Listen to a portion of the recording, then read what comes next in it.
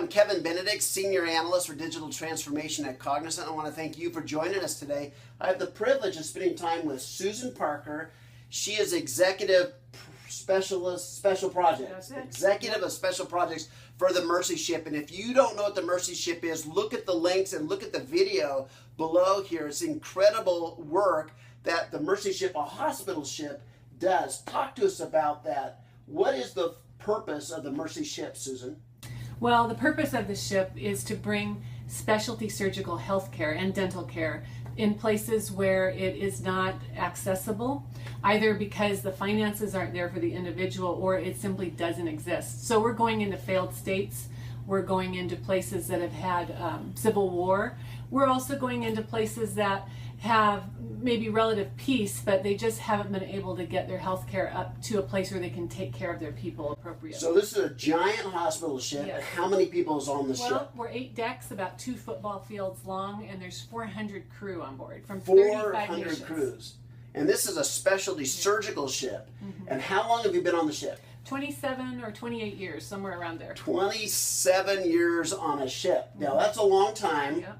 You must have seen it. You know, we focus here on enterprise mobility and mobile technology. So you must have seen a lot of changes when the internet came. A lot of changes within the way you operate the ship, the business. And let me ask, and I'm going to pause here for a moment and just ask this question because it's relevant to where we're going here. How much do the patients have to pay for these specialty medical surgeries? It's offered free of care. So Free of care. So free.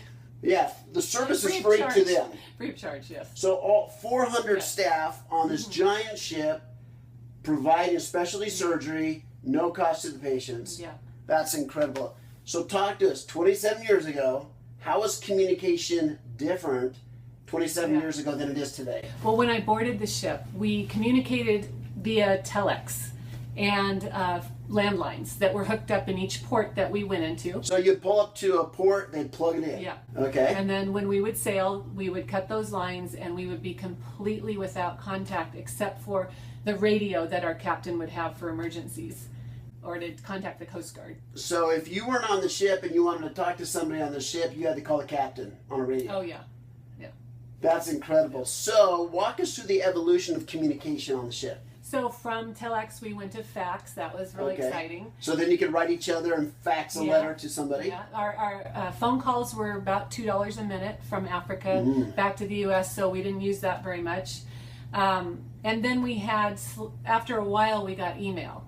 And we would only be able to email our home office. We would collect those, and our IS department would send them in the middle of the night over the landlines. So batch mode, once a night, send them, and they wouldn't go to individuals, they go to your office. Right. Could you email somebody else? Would they like put a stamp on it and forward it to somebody? No. No. So you were just out of luck. So you'd have to send letters there. So from that, how is it different today? Well, now we've got a satellite system, and that is coming to us through Florida. So the great thing about that for phone calls is that people in the U.S. are dialing Florida. So generally no cost to them. Okay. And then it's bouncing to us in Africa, wherever we happen to be. So your daughter Karis is going to Spokane, Washington, to Whitworth University, and to get a hold of her, she can get a hold of you by just calling this Florida number, and it goes out to the ship now. That's right. And that's using probably from Florida, it goes into satellite, then or through the internet, one of the two. Yeah. We've got a little echo problem, but other than that, no problem. So 8 or 9 hour time difference, but it's great. Got it. So can you use social media? Yeah, we do. We can use everything except, well, we use Facebook, Twitter. A lot of people use Instagram on board because we're seeing really incredible sites there. And so to be able to I see your pictures because I follow you on Twitter. Okay. Well, not on Twitter. Karis is. Okay. Karis, I see a lot of pictures anyway. Instagram. I guess it's Facebook that I get the Mercy Ship information. Right. Mercy Ship is incredible. So let's talk about digital transformation in how things work on the ship. You told me that you used to have to leave Africa, stop working to go on fundraising tours with the ship. Yeah.